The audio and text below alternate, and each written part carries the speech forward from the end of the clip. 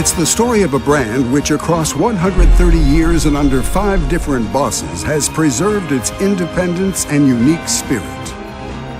It's the story of a brand which, thanks to its instruments for professionals, accompanied the boom in sports, science, and industry, the entire adventure of modern times. It's the story of a brand that has shared the finest hours of aviation while asserting itself as the benchmark for pilots worldwide. It's the story of Breitling, a world apart.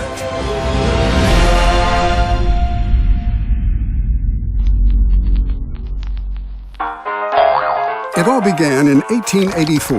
The youthful Leon Breitling was driven by a single-minded obsession for performance and precision. He chose to devote himself to a highly demanding field, that of chronographs and timers. Sports enthusiasts were won over, as were early automobile drivers. But Leon Breitling set his sights even higher. His stronghold was to be aviation, which was starting to take off around that time.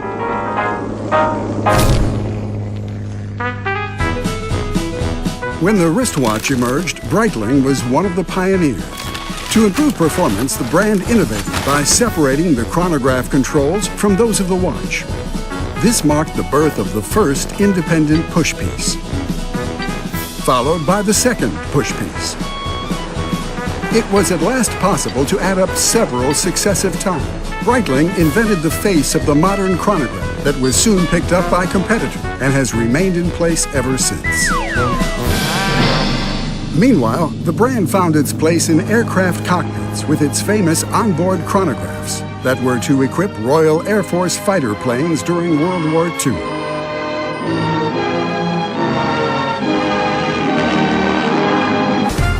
In the 1950s, cockpits did not look like this, but rather like this. No electronics. Everything had to be done by hand using paper and slide rules. Cumbersome and not very practical. Breitling came up with an ingenious idea to create a built-in slide rule able to handle all operations relating to airborne navigation, an authentic wrist-worn instrument panel. The result was the famous Navitimer that would be worn by pilots everywhere. It became the first space-going wrist chronograph, worn by Scott Carpenter. Breitling's onboard chronographs equipped the major airline companies, and the brand thus became official supplier to world aviation. There was one more challenge left for Breitling, to create the self-winding chronograph. Mission accomplished, as Breitling asserted itself more strongly than ever as the chronograph specialist. In 1984, ultra-thin quartz watches were all the rage. Breitling bucked the trend by partnering with the Frecce Tricolore aerobatics team in creating the Chronomat Aviation chronograph, which contributed to the revival of mechanical watches. Then came the aerospace multifunction chronograph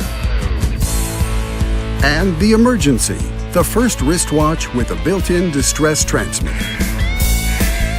Breitling was, by then, more than ever, the privileged partner of aviation.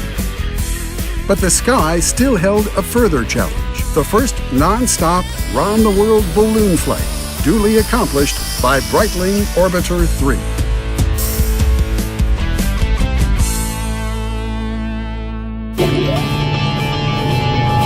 At the start of the third millennium, Breitling pursued its quest for performance and independence.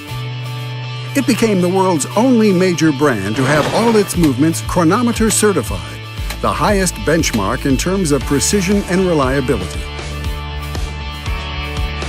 Breitling also began developing its own range of high-performance caliber and its own in-house super quartz electronic chronograph movement, 10 times more accurate than standard quartz. It's the story of one of the last remaining family-owned Swiss watch brands. It's the story of a resolutely forward-looking brand. It's the story of Breitling, a world apart.